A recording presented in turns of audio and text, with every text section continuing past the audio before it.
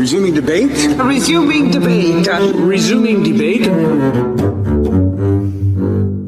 Hi, everyone. Welcome back after a longer than intended hiatus to another new episode of Resuming Debate. We've talked often about the situation in Ukraine, and this is important to me, important to many Canadians, and I think important to the global battle for freedom and security. Today, we're bringing you a two-part episode on the situation in Ukraine with a focus on two topics that have been actively discussed recently in the Canadian Parliament. One of those topics is the abduction of Ukrainian children from Russian-occupied parts of Ukraine. This is an issue that is currently being studied by the Subcommittee on International Human Rights. For the first half hour, I'm going to be joined by Mykola who is the CEO of Save Ukraine, someone who is intimately involved in combating this issue of child abduction.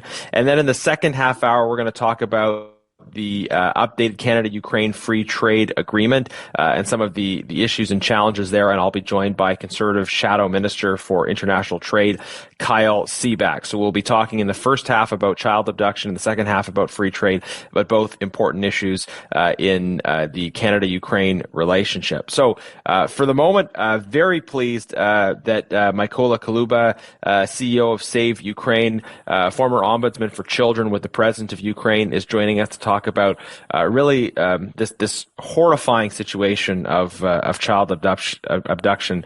Mykola, thank you so much for joining us today. Thank you for the invitation. So I think many Canadians are actually not aware yet that child abduction is happening at all. So could you just start with the basic description of the reality? What's happening? What kind of numbers? In what circumstances are children being abducted by the Russian Federation? Yeah, it is a very important issue because not many countries, many people talking about Ukrainian children issues during this war.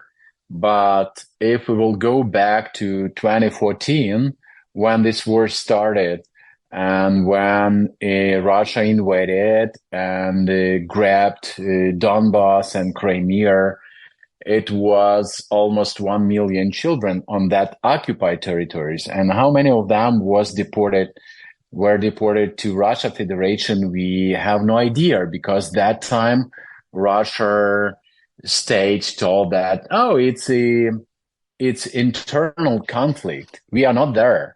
Yeah, and it was so tricky for us. That time I've been children's ombudsman, and we tried to find any information, but it was really hard because Russia was not reporting about this. But right after full-scale invasion, we could see how Putin's commissioner of children's rights, Maria Belova, who received warrant order from International Criminal Court, she took kids from occupied territories. She brought them to Russia Federation, especially from Mariupol. She was bravely reporting that, we brought hundreds of children from Ukraine, and if you want to adopt these kids, please connect with us. And then Krasnodar's cry. Local authorities were reporting that they have 500 children who could be easily adopted in their database, and and welcome Russians to take these kids. And after this warrant order happened with her and Putin, they took all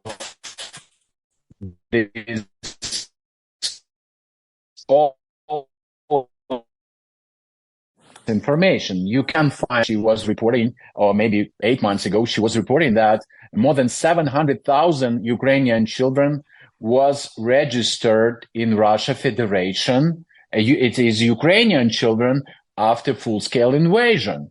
But it was her press briefing, and she told that I will not give any information about these children to Ukraine, because I think Ukraine is the aggressor. What is what is lie? Because everybody knows that Russia invaded us. Russia is forcibly deporting and abducting these children. But for us, for now, it's a huge issue to find Ukrainian children in Russia, to identify them, to know how many of them are orphans, to know how many of them unaccompanied, to know where are their parents, to know how many of their parents were killed, to know where they live, in what condition of life, to know how many of them are dreaming to return to Ukraine. It's a lot of questions to Russia state. Where are our kids? And what is important? We have no idea how many of them from 2014, how many of them received Russian citizenship. My estimation that minimum 1.5 million Ukrainian children stays in Russia or on occupied territory under the Russians, which is a huge risk. And I think we lost many of them because many of them now adults. For the last 10 years, they adults now, young adults, many of them fighting as a Russian soldiers against Ukraine.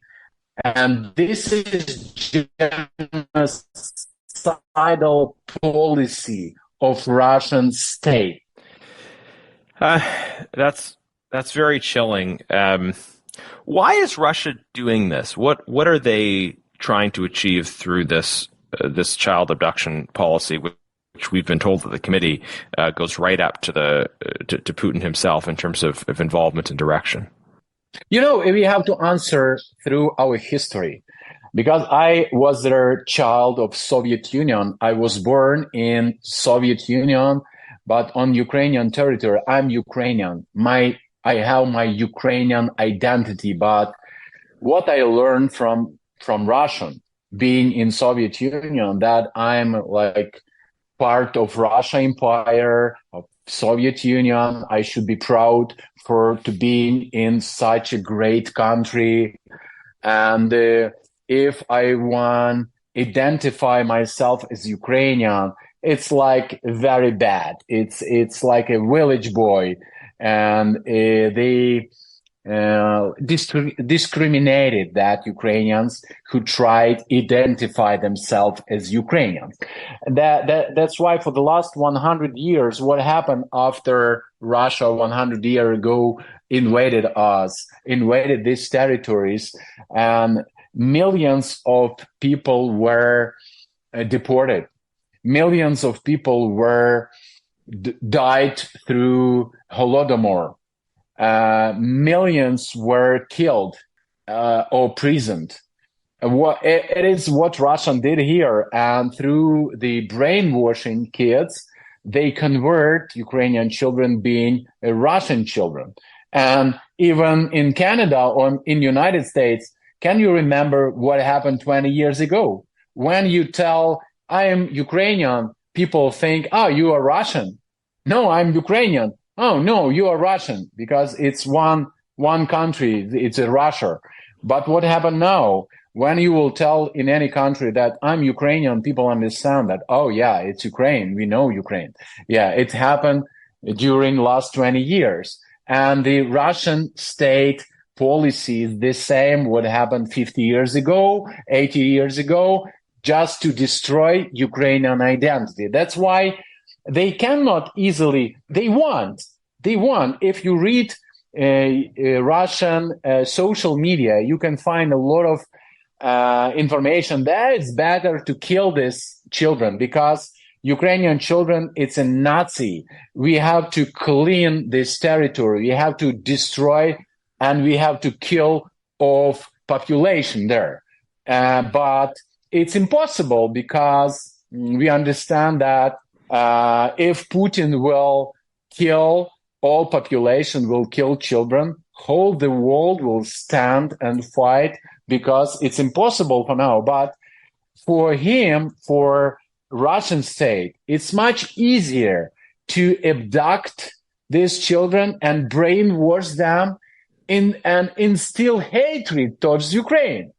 It is a strategy, to occupy territories, to deport or abduct these children, to brainwash them, to instill hatred towards Ukraine, and use in future these children as a weapon against Ukraine. And if you ask now that Russian soldiers who've been Ukrainian children on occupied territories 9 years ago, but this is young adults who fighting against Ukraine as the Russian soldiers, if you ask them why, they will answer, because I'm fighting against Nazi. I'm fighting against NATO, because if we will not invade them, they will grab us. They planned to invade Russia. They believe in this poison, Russian propaganda poison. Yeah, they were poisoning of this propaganda. And they live in this bubble, Russian propaganda bubble, and it's very hard to return them. But we know this from kids who've been returned by Save Ukraine, because we provide rescue mission and returning children from Russia and occupied territories, and children telling us their stories. They telling us how they've been brainwashed in Russia or even on occupied territory, but it doesn't matter where is it, because on occupied territories, the same legislation, the same rule, the same propaganda, the same poison. And they were threatened and they were forced to sing Russian anthem. They were forced to go to Russian school on occupied territories. They were forced to learn Russian subjects, speaks Russian. They were forced to glorify Russia empire. It happened now. Yeah, and I want to come back to specifically your experience rescuing children and interacting with children who have been through this. But I guess one more question, framing it first of all. I think your description of the agenda that the Putin regime has in this context is very important, because when most people think of genocide, they think of what is one example of genocide, which is the efforts at physical extermination of a people. But the international legal definition of genocide includes removing children from a group. And the reason for that is because when one actor tries to destroy a whole people group, sometimes they do it by direct killing, and other times they do it by stealing people away and forcibly alienating them from their culture. And so our description of this invasion as genocidal is very important. It's not just about land or borders. Those things are important, but it's about erasing Ukrainian identity, and that's done in many cases by the targeted killing of civilians, but it's also done by stealing children, by stealing people away, and this should underline a finding of genocide by the international community. Do you agree with that? That the genocide word is I'm totally agree, and my message to international community was the same, guys. We learned from World War II that genocide is when somebody like Hitler massively killed Jews or killed children, parents. It was happened there, and after that, whole the world defined this as a genocide. Oh, a genocide when somebody massively kill people, and now when somebody like Russian, massively kill or destroy Ukrainian identity, and for many reasons. First of all, Russia won destroy Ukraine. It's to destroy Ukraine. It means they should destroy identity. And in different ways. They could do it different ways. When they invaded or occupied territories, they can brainwash these people and give them Russian citizenship. And as I told you, instill hatred towards their own nation, erase their identity.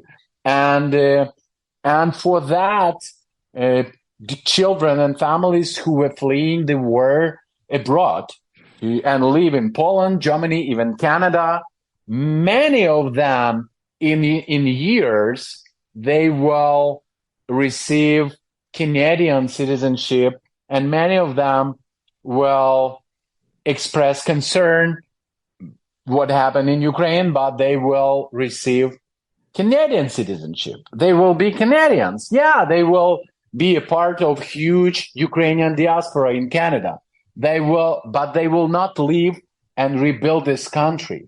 And now 50% of our children abroad, 20% of them in Russia, and we losing them every day because more and more of them they hate Ukraine, they receive Russian citizenship, and they will build their life in Russia. And many of them, 30% of Ukrainian children live abroad in European country, in Canada, or in United States, and we're losing them too because many of them will never come back to Ukraine. And it is a Putin's plan. We never planned this. Ukraine never planned this. We really planning to build our country, to flourish our country. But because the war, we understand that many parents with their kids were fleeing abroad.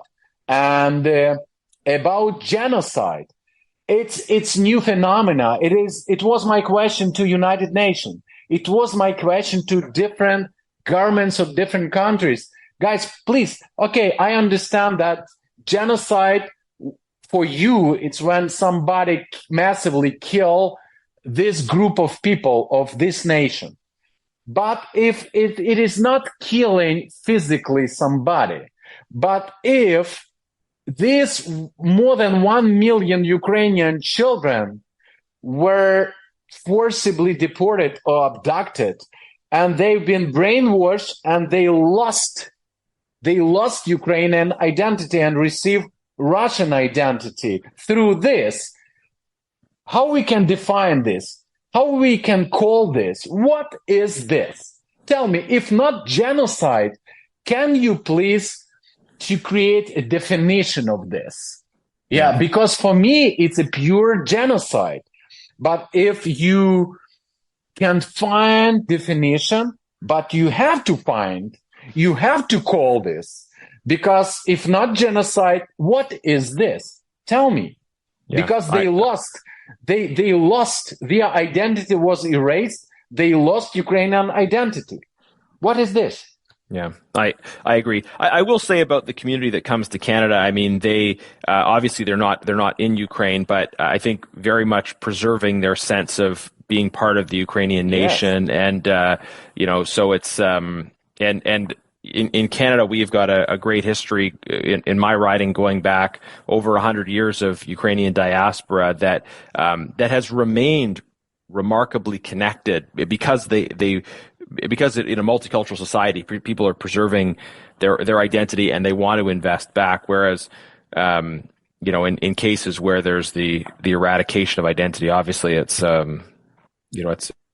sorry, you're right. I'm so grateful Canadian government and Canada and Ukrainian diaspora who help external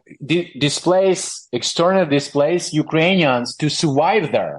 It's so important to preserve them. And we believe when war will stop, they will be able to come back. But nobody knows when war will stop. Yeah. We don't know. And so some will remain behind, but likely as proud Ukrainian Canadians who will send money, who will volunteer in various ways, and this has been the history. I want to now switch gears a little bit and drill into your experience with these children directly. You're doing this incredible work, actually rescuing children, and some of them we're not just talking about a short period of abduction. We're talking about children that have been away from their families or culture for longer periods of time, if I understand correctly. So it must be very harrowing work for you and for them as they have kind of gone through this process of pressured enculturation and then trying to restore where they were prior to that. Tell us a bit about your experience dealing with these children. Yeah, we started our rescue missions more than 1 year ago when our military forces liberated territories of Ukraine who've been occupied. And we recognize this many our kids have been stolen, been abducted, and we immediately started our rescue missions, and we returned more and more children from Russia and occupied territories, and now this is more than 200 children who've been returned. And our strategy is we are searching these kids through the different sources. We have a hotline, we have a social media, many people reporting us that they know, or relatives, they asking us to find a child or to return a child, and they know where the child are.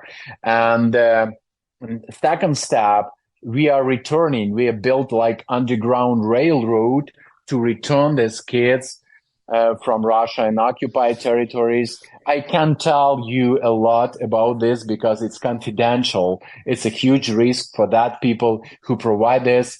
And after we return a child, we have a program. That child who have relatives, after reunification with the relatives, they can live in our Hope and Healing Center. It is a special program, 6 months live-in program. We provide trauma therapy, art therapy, legal support, psychosocial support. They can physically live in our facility, and we provide different kind of support for these families. But for orphans, we have a special program, special center. We provide support for orphans, and we find families of we find Ukrainian foster families and families who are ready to adopt these kids, and we place these children to Ukrainian families. And then it is first stage is integration. After our programs, like, for example, our community centers program, it's education and empowerment community centers.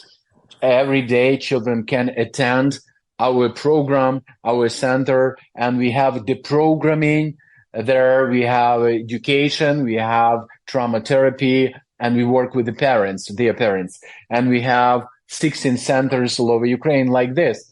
And first of all, I want to thank that people who provide support. You can easily find Save Ukraine UA, our website, and support us to rescue, return, and recover more children, because we have continuous rescue mission and returning kids. But we need that people who are ready to support us to return more children. But after we return a child, we are working with the law enforcement. We are working with Ukrainian law enforcement to document this crime. We are working with the International Criminal Court to give them information, because we believe in future Putin will stand in tribunal and will be punished for these war crimes.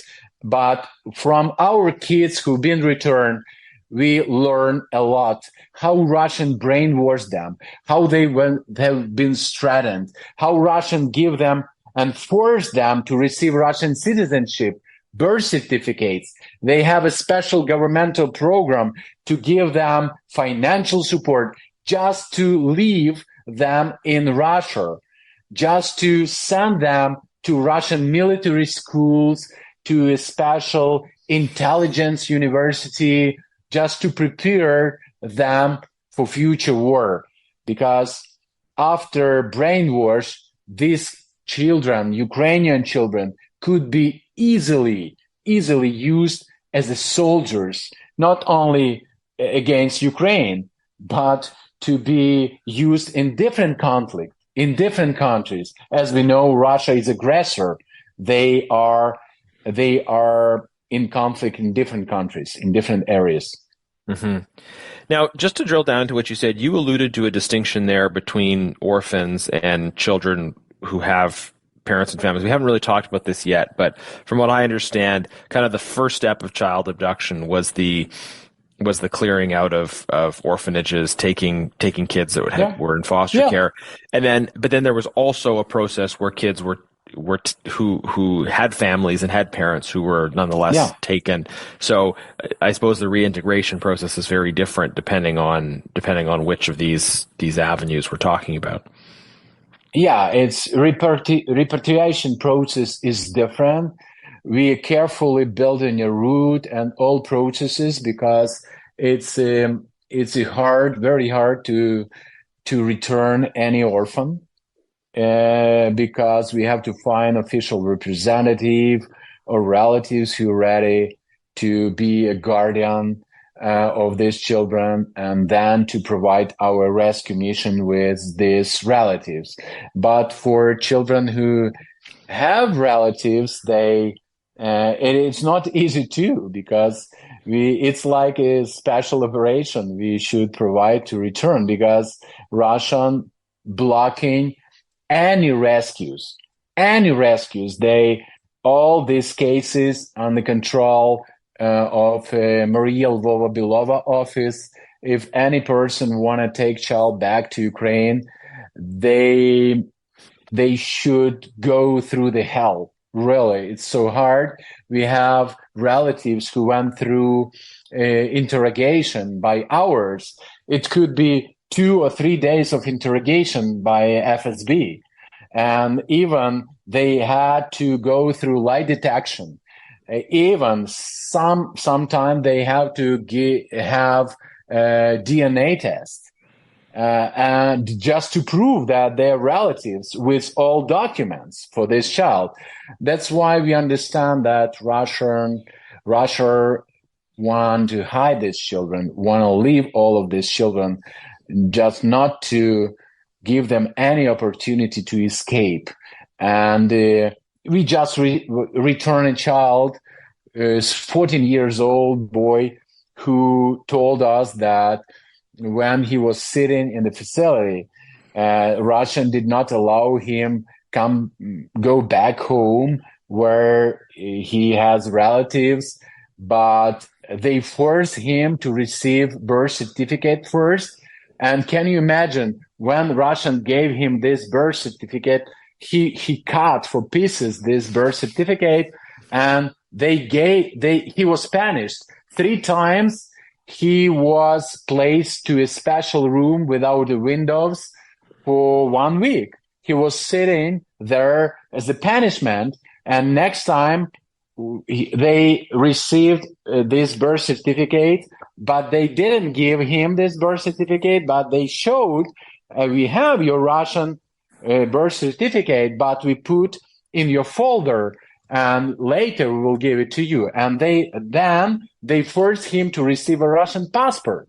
And he didn't want, because he want come back to Ukraine. And we help him escape. Now he is in our center. And tomorrow we have a statement in Canadian Parliament.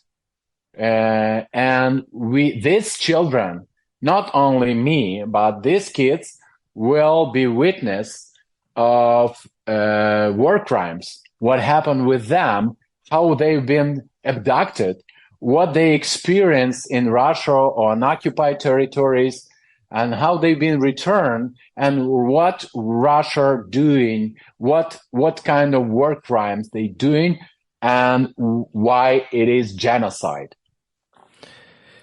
Indeed. So just for our listeners, we are recording this a day before. We're recording this on Monday. So Tuesday, we will be having these hearings that you mentioned at the Subcommittee on International Human Rights.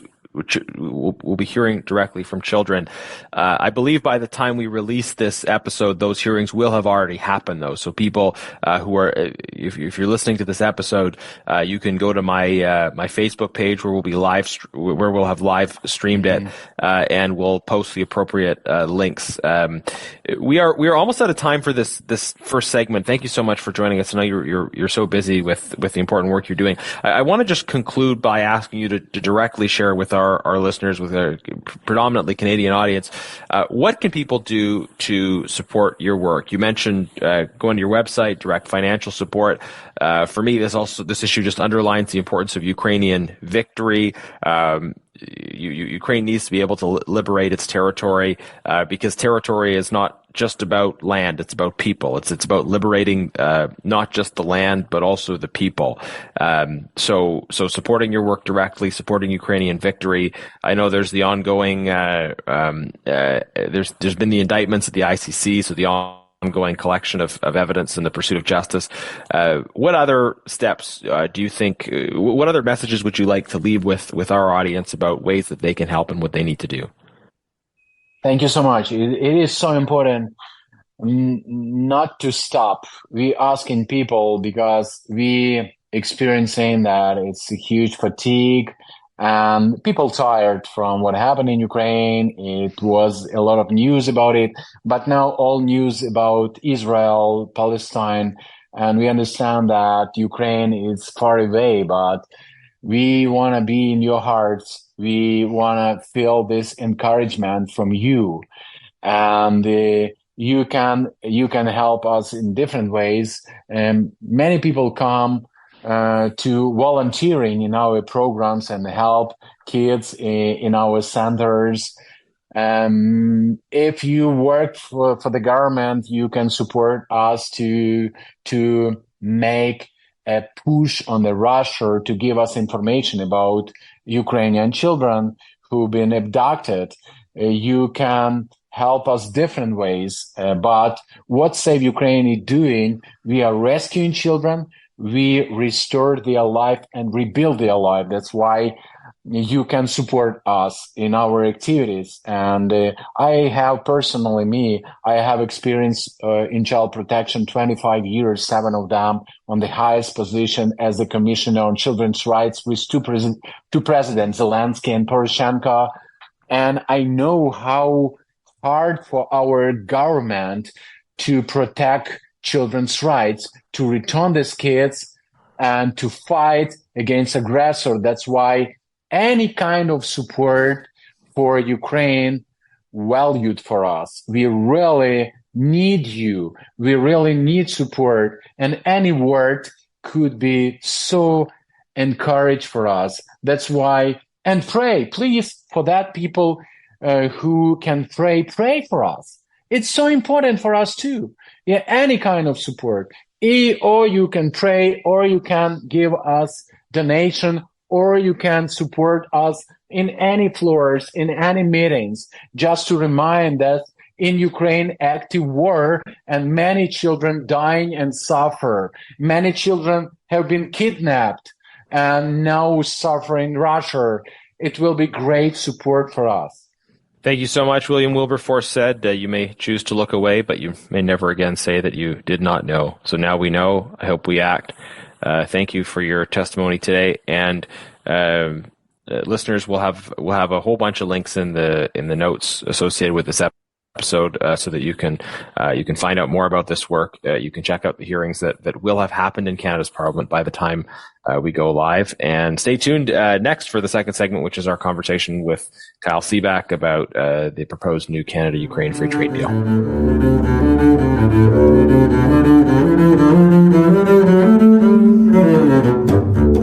All right. Well, welcome back for part 2 of this episode. We're looking at what's being discussed in Parliament right now, in particular around the issue of Ukraine, support for Ukraine. And I'm very pleased, as mentioned, that we have Kyle Seeback, Conservative Shadow Minister for International Development, to talk about the Canada-Ukraine Free Trade Agreement.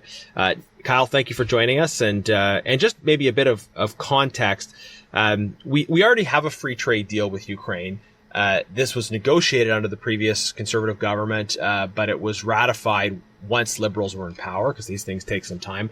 Now we have another free trade deal. What's the relationship between the first and the second one? We already have free trade with Ukraine, of course. Yeah, we already have a free trade deal with Ukraine, that you're correct, that was negotiated by the Harper government and concluded by the current government. And it's a fulsome trade agreement that covers a very broad section of the Canadian economy, mostly focused on merchandise trade. Okay, so that's the version 1, and then what is different about version 2, if you like? So, I mean, there's a lot of difference. There's some new chapters that go into the trade agreement. There's a new chapter on labor. There's a new chapter on investment. There's a whole bunch of stuff in there, updated investor protection, that kind of stuff. But what's really sort of caught my attention, and what's caught a lot of people's attention, is the things that they've put in a trade deal that have never been in a trade deal before, and a whole bunch of things that they did not put into the trade deal that actually would have been hugely beneficial to both Canada and to Ukraine. These are the two sort of stark things that stand out in my mind when I look at this updated agreement. Mm-hmm. So you have concerns about the free trade deal, because I think in the media discussion, right, on face of it, most people are going to hear Ukraine and they're going to hear free trade. And their initial impressions are going to be informed based on how they feel about Ukraine and how they feel about free trade. But I guess what you're getting at is there's some details underneath those two concepts that of course our party and I think most Canadians support. There's some details underneath that actually complicate the first impressions. Yeah, absolutely. I mean, look, everyone, all conservatives, we support Ukraine, we support free trade, we are the party of free trade, and we certainly support free trade with Ukraine. But as my law professor used to tell me, the devil is in the details. And when you look at the details of this trade agreement, the first thing that's going to jump out at you is that they've included a carbon tax in a trade agreement. And this is really shocking. So this has never been done before by Canada in the negotiation of any free trade agreement. If you look at CPTPP, if you look at CETA, which is free trade with the European Union, or if you look at the newly renegotiated, remember, we only renegotiated CUSMA with the United States a few short years ago, there is no mention of a carbon tax or carbon pricing in any of those agreements. And yet, what this Liberal government has chosen to do is to put in a section that talks about pricing carbon and carbon leakage. Now, those are two different things, but they both have very serious definitions and very serious consequences for this trade agreement. So I'm actually shocked that for the first time ever, the Liberal government would decide to put a carbon tax in a trade agreement with a country that's in the middle of a war. Right. So let's dig into a few of those things. You mentioned that this is a new provision, but my impression also is that this is part of a certain trajectory in terms of the way the Prime Minister thinks about trade. And just trying to be fair to describe that, right?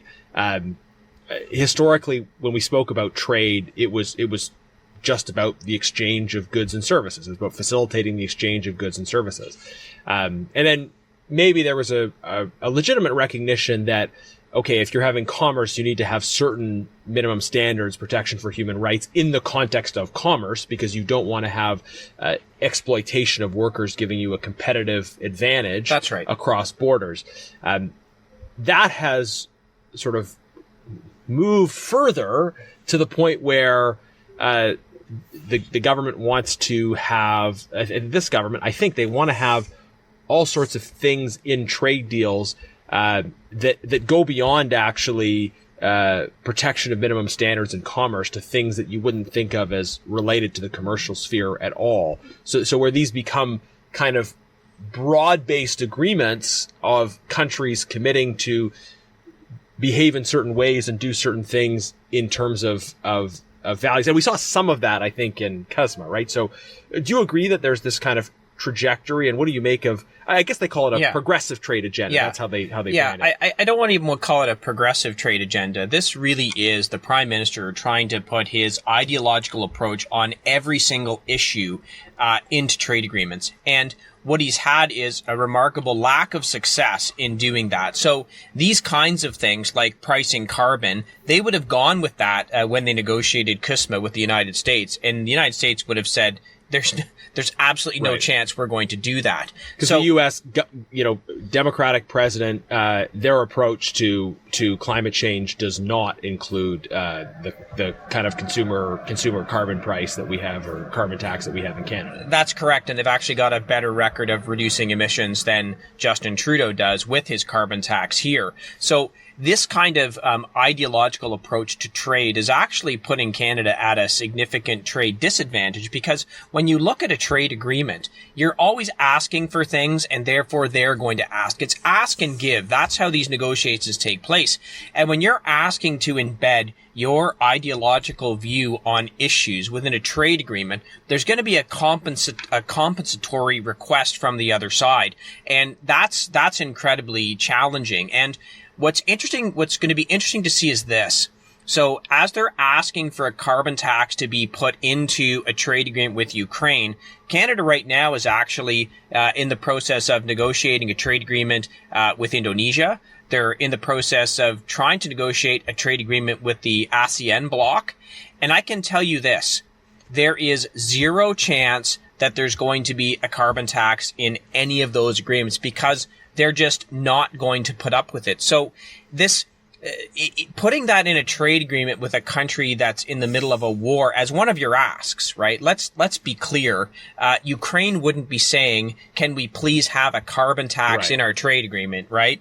This was Justin Trudeau trying to project his ideology through a trade agreement, and it's troubling. So I want to contrast that with what could have been in a trade agreement, because I think you look at both what they put in that I think is actually harmful, and what they didn't put in that would have been helpful. Yeah. So actually, can we pause there, because I want to come back to that, what could have been in this agreement.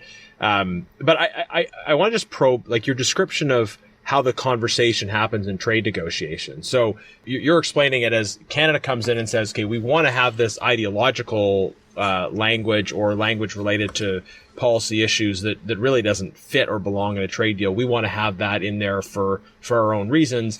And then the other side says, well, okay, if that's going to happen, then you have to give us something on the sort of concrete economic side. So it kind of begs the question, why would they do this? So maybe it's domestic politics, but I guess the concern I have is that if you have a binding trade deal where they try to get commitments around things like a carbon tax, is that their way of trying to bind a future government, so that effectively when a new government takes office in Canada, our signatures on a trade deal that says we're committed to certain things in the context of a carbon tax, for example, that we've actually run and been elected on opposing? Well, I want to break down what you say on two ways. So first of all, in a trade agreement, when you've been going around the world projecting that you want all these value propositions in trade. So trade's not just about trade anymore. Trade from Canada is trade about values as well. And we're going to project our values onto your country through a trade agreement. We're dealing with high-level, sophisticated negotiators, right? Some of the top negotiators in the world. So if I know you're going to come to me in a trade agreement, let's just make up a country. I'm country A, you're country B. Well, you're Canada. I'm country B. I know you're going to come to me with these demands of values being embedded in a trade agreement. So right away, what am I going to say? Even if I agree with those things, what am I going to say? I'm going to say, oh, absolutely not. We're not putting those into a trade agreement. There's no chance we're going to do that. So then I'm going to demand a concession from you in order to put these things in. So actually what we're doing, as far as I'm concerned, is we're putting Canada at a trade disadvantage just with respect to the negotiations. But yes, what they're actually saying, what the trade minister is saying, is this is their new template for trade. The new template for trade is going to include a carbon tax. So if you want to have trade with Canada, you now have to be in favor of a carbon tax, which is, it's pretty shocking to me.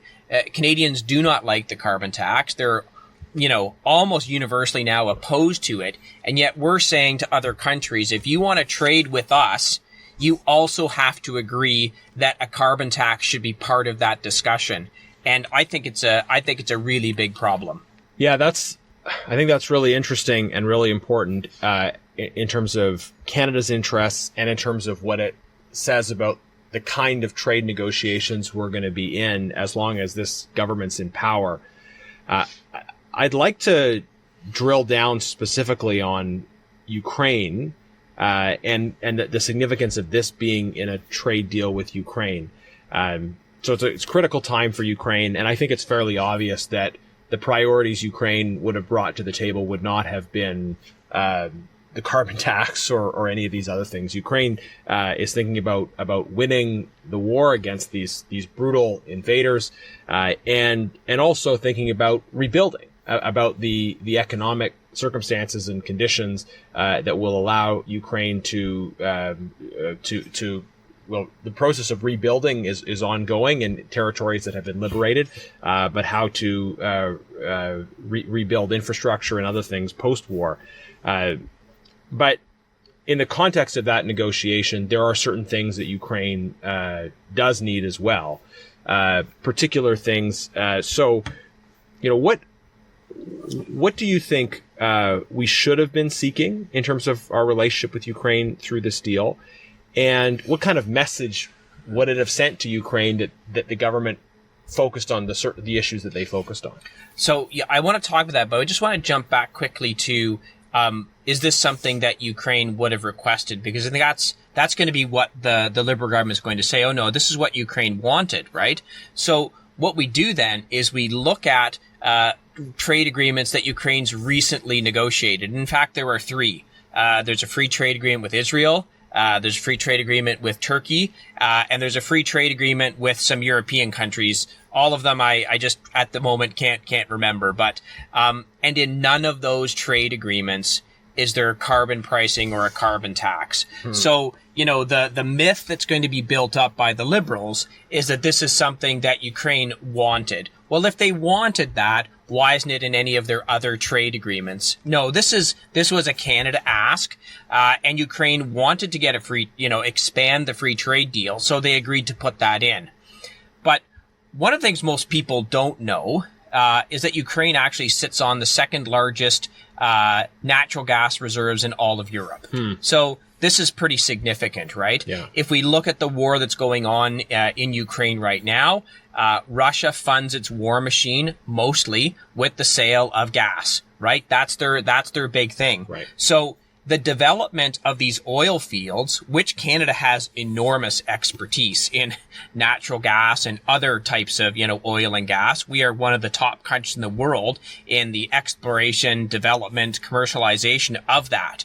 So we could bring enormous expertise and aid in the development of that natural gas, which of course would do 2 things.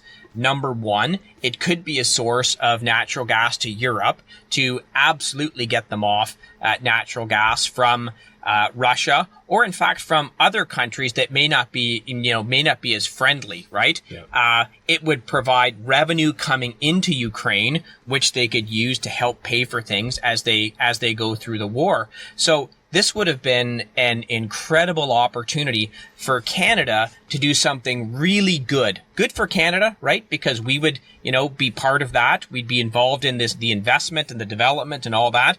Good for Ukraine for all those various reasons. Good for Europe, bad for Russia. So to me, this was a no-brainer. Right. But guess what?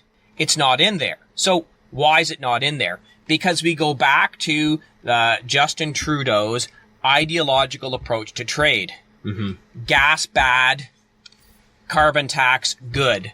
So even when it's really, this is black and white, the development of the natural gas reserves in Ukraine is a win on every single level, because many countries in Europe still use coal to generate electricity, including Ukraine. 30% of Ukrainian electricity is coal.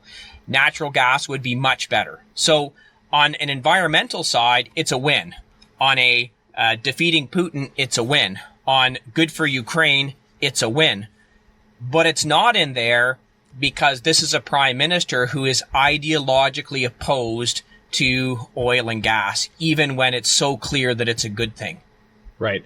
So in the discussion that we're having and we're going to continue having in Parliament about Ukraine free trade, it sounds actually that this is another issue in which the core domestic philosophical disagreement about carbon taxes and about Canadian energy is going to be the basis of a dividing line here.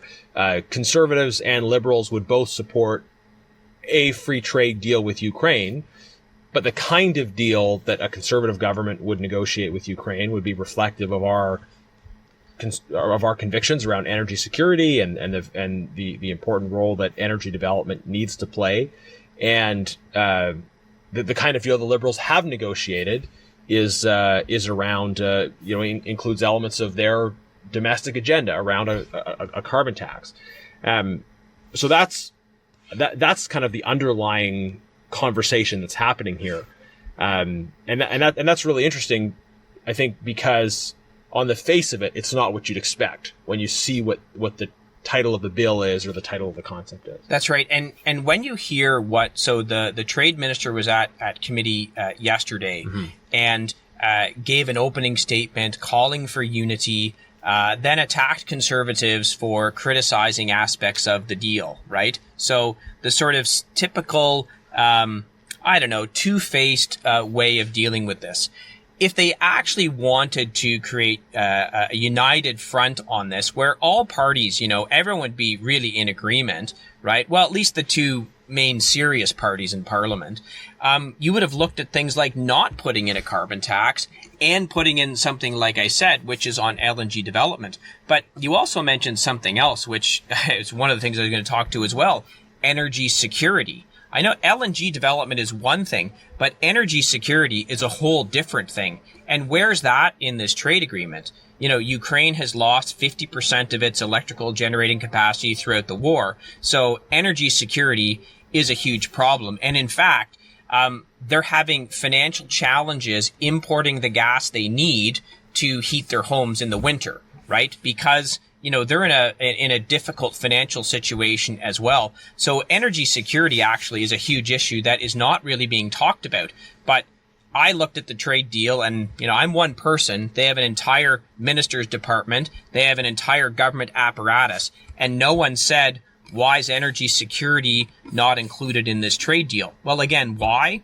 Because of their pure, stubborn, ideological position when it comes to trade. So when you look at energy security, why aren't we partnering on nuclear? Ukraine's actually, very good at nuclear. We're now on the cutting edge in SMRs, and we've got this amazing supply of uranium. To me, this is also a no-brainer. Why is it not in the trade deal? They didn't put that in, but thought they should put in a carbon tax. To me, it's really sort of, it's stunning. It's stunning in the incompetent way they've negotiated this deal. Yeah. So I think one of the challenging dynamics around the trade deal as they presented is that signaling support for Ukraine right now, for those of us who believe that supporting Ukrainian victory is important, signaling that support in every way possible is it's a valuable thing to be able to do. The Liberals are maybe, in a way, trying to exploit that situation by trying to attach domestic politics ideology to this. How can we get beyond the maligning soundbite that you've mentioned they put out already? It's sort of this old joke in politics, right? That people say, we need to stop being divisive, and my opponents are being divisive and I'm not, right? which is an inherently divisive comment, right? Yeah. So do you think this is a message that can be communicated in the present context where it is important for us to show support for Ukraine and support them in the pursuit of victory? Look, I think criticizing a trade deal a trade deal that, in my mind, could have been significantly better, is not saying that you don't support Ukraine. In fact, I think what we're doing is the exact opposite. What we're doing is we're signaling to the Ukrainian government that when there's a common sense conservative government, we would like to renegotiate this deal to include things that would be very good for Canada, again, LNG, very good for Ukraine, very good for Europe. We would also want to engage on the energy security aspect of it to, again, helpful to Ukraine, but helpful for Canadian business and industry, because that's going to be an opportunity for them. We would want to pursue these win-win situations that this government is just so pig-headedly ideologically opposed to. So you can separate criticism of a government that's done a bad job on a trade deal from actually supporting Ukraine, which of course I do, I know you do, and I know all of our conservative caucus members do as well. Right. Yeah. It's the role of opposition. A loyal opposition opposition is an act of loyalty to challenge government decisions, sometimes out of a commitment to shared stated values, but that the government isn't actually following through on effectively. I just throw in that we have had policy disagreements on how to support Ukraine before. In fact, we've been very critical of the government for granting exemptions to sanctions to allow the export of turbines that were used to facilitate the Russian export of gas. We called at the beginning for visa-free travel for Ukrainians to be able to come to Canada. The government voted against that and refused to implement that. We called for the listing of Wagner as a terrorist organization, and the government refused to implement that. So, you know, there have been cases where we've put forward proposals to support Ukraine that the government has rejected on the basis of having other reasons. So, and when we do those things, we didn't say, you're serving the Russian war machine or things like that, right? Because we do fair criticism. I think that wasn't their intention. The effect of allowing an exemption to sanctions permit was that it maybe it undermined Western sanctions unity, and at the end of the day, that was a much more important issue. The Wagner issue is a much more important issue than the difference between version 1 and version 2 of the free trade deal. I want to point out just one interesting thing that happened at committee. So another aspect of the deal is they put in this section saying that people who pollute should pay the cost of that pollution. Mm-hmm. So I very frankly asked the minister, does the minister consider carbon emissions pollution? Right? She said, I don't know. Okay. It's her trade agreement. Right? She put that in. They go around every day saying carbon emissions are pollution. And then I ask her, is that what she means in the trade agreement? And she says, well, I don't know what you mean. I don't know. When, again, we go back to the fact that 60% of Ukrainian electricity is generated with either coal or gas. They're about to go into winter. People are going to try and heat their homes. So that section of the trade agreement is saying the poor person trying to heat their home in the winter in the middle of a war is a polluter, right, and should pay for that. It's the stuff they put in here is so irresponsible that it's really hard to not criticize it. Yeah. We live in such a soundbite driven age, and what I really appreciate about this conversation is that you're digging under that soundbite and you're saying when we're voting on legislation, we have to understand what that legislation is and the implications of it. So often, my impression is that there's sort of a pressure to take a position based on like a very kind of superficial top line, like, doesn't this sound good? How can you be against this? And I think you're doing your job as a parliamentarian. Whether or not our listeners agree with the conclusions you come to on the trade deal, this is the job that we're all supposed to do, is actually to understand the substance of what we're voting on, the implications of it, and whether it does the things that it says it will do. So final word to you. Anything I've missed, anything I should have asked? No, I would just say, my job is not to be a cheerleader for the government on a trade deal and say you did a great job here, there, and etc. My job is to say where you failed, where you didn't do a good job, because you're right, that is the job of opposition, and that's what I'm trying to do. Yeah. Kyle, thanks so much for joining us. I hope everyone's enjoyed this episode, looking at both the issue of the abduction of Ukrainian children and then also this issue of the Canada-Ukraine Free Trade Agreement. Both issues related to Ukraine that have been before parliamentary committees this week. And as I said at the beginning, we're going to endeavor to have new episodes out for you every 2 weeks. Thanks so much again for listening. Please leave us a review. Share with friends, and we'll be back again in 14 days with another episode.